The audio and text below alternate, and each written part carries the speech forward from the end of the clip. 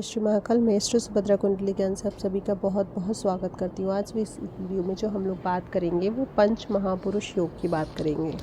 जी हाँ, जिस किसी जातक की कुंडली में ये पंच महापुरुष योग बनता है वो जातक काफ़ी सुखी समृद्ध अपने जीवन में रहता है।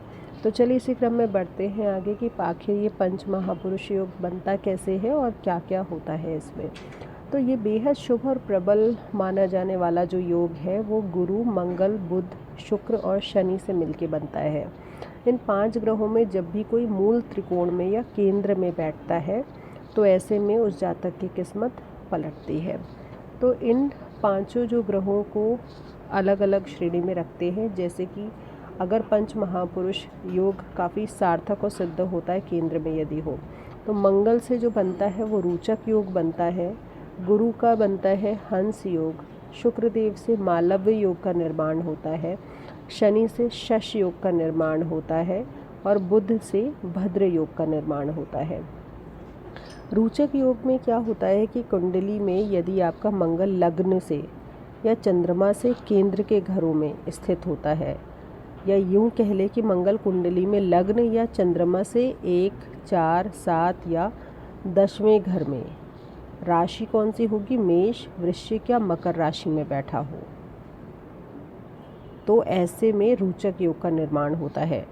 रोचक योग, अब देखिए मंगल आपके लग्न में या 1, 4, 7, 10 में है, इस हिसाब से जातक को साहस और पराक्रम देता है। ये काफ़ी मजबूत दृढ़ शक्ति वाले होते हैं और ऐसे ही जो जातक होते हैं हर परिस्थिति में मतलब वज्र की तरह काम करने वाले होते हैं। जीवन में चाहे जितनी भी चुनौतियां इन्हें मिल जाए, ये कामयाब अपने बल पे, पराक्रम पे, दम पे होते ही रहते हैं।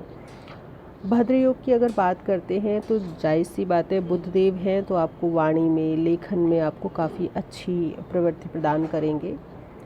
यदि बुध केंद्र में होते हैं चंद्रमा से, पहले, चौथे, 7वें और 10वें घर में, राशि इसमें कन्या और मिथुन की होती है, तो इस राशि में स्थित होते हैं तो ऐसे में भद्र योग का निर्माण करते हैं। तो जिस किसी जातक की कुंडली में भद्र योग का निर्माण होता है तो ऐसे में जातक काफ़ी चतुर और वाणी का धनी होता है। वो गणित में, अपने बिजनेस मतलब कारोबार हो गया, सलाहकार की भूमिका बहुत अच्छी निभाते हैं ऐसे जातक।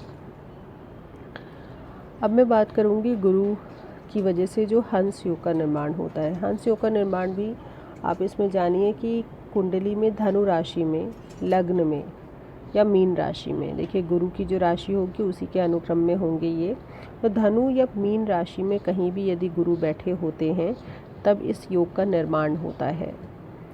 जब जब गुरु आपके ऊंचे या मूल त्रिकोण में या स्वयं के घर में या केंद्र में स्थित होते हैं तो ऐसे में आप देखेंगे इस विशेष परिस्थिति में इस योग का निर्माण होता है।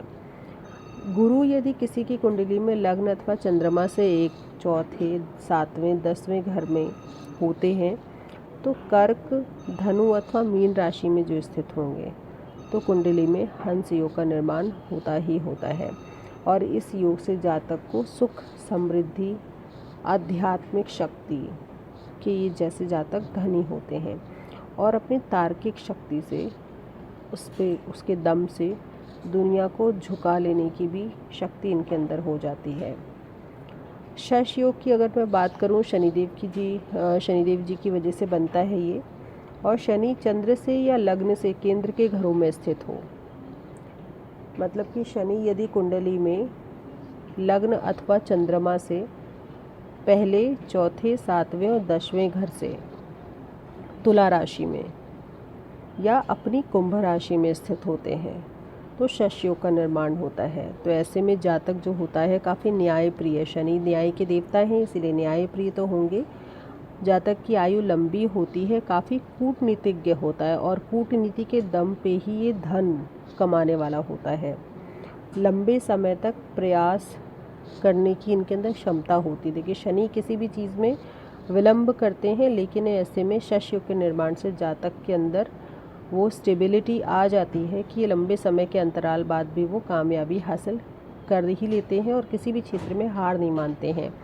और सबसे ज़्यादा अच्छी बात होती है कि इनके अंदर सहनशीलता कूट कूट के भरी होती है। लेकिन अगर इनका कोई शत्रु है तो कोई भी शत्रु इनसे बच नहीं सकता है, क्योंकि उसकी जो परिस्थिति कर देंगे ना ये ऐसे वाले जातक, उनका सोच पाना काफ़ी मुश्किल है कि उनका क्या हश्र होगा। अब आगे मैं बात करती हूँ शुक्र के मालव्य योग की। जिस किसी जातक की कुंडली में शुक्र लग्न से या चंद्रमा से केंद्र के घरों में स्थित होंगे, पहले, चौथे, सातवें या 10वें, राशि शुक्र की वृष है, तुला है या मीन राशि है, तो इसमें जब स्थित होते हैं तो कुंडली में मालव्य योग का निर्माण होता है।